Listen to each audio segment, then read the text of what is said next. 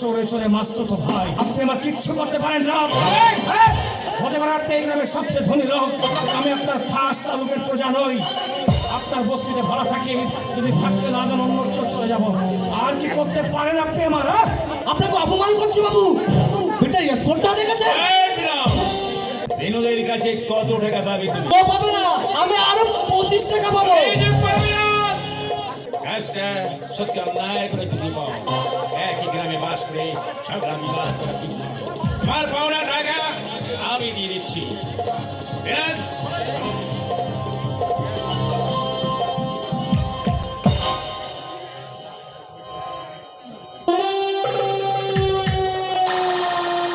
কোথায় পাঠালেন ওকে? আসছে একটা কাজে বাড়িয়েছি।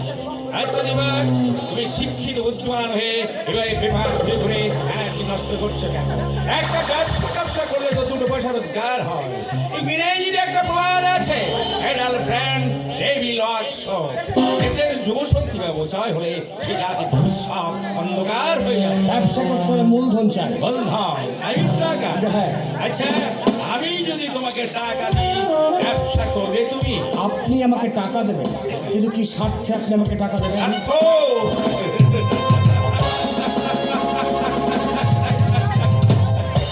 Youngman, পৃথিবীতে কিন্তু সবাই স্বার্থের লাশ নয়। তাছাড়া এক সময় তোমার বাবা আমার বন্ধু ছিলেন।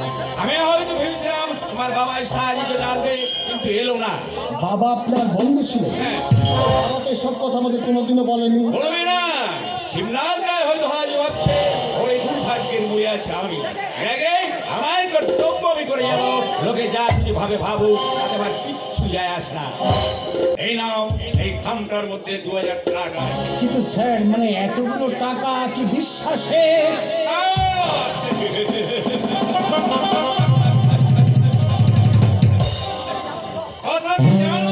কি? তোমরা আমাকে যতই নিকৃষ্ট জীব ভাবো না কেন, আমি বোধহয় ততটা নিকৃষ্ট।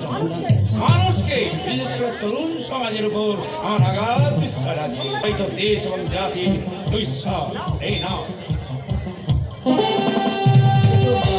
সঞ্জয় বাবু, মানে টাকা দিয়ে ব্যবসা আরম্ভ করো।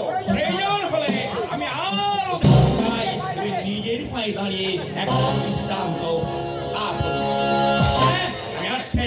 হয়। আশ্চর্য ব্যাপার, সঞ্জয় সেনের মনটা যে এত উদার তা তো আমি আগে বুঝতে পারিনি।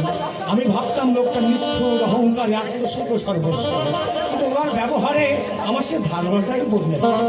আসলে বাইরের ব্যবহার থেকে মানুষের বিচার করতে যাওয়া সত্যিই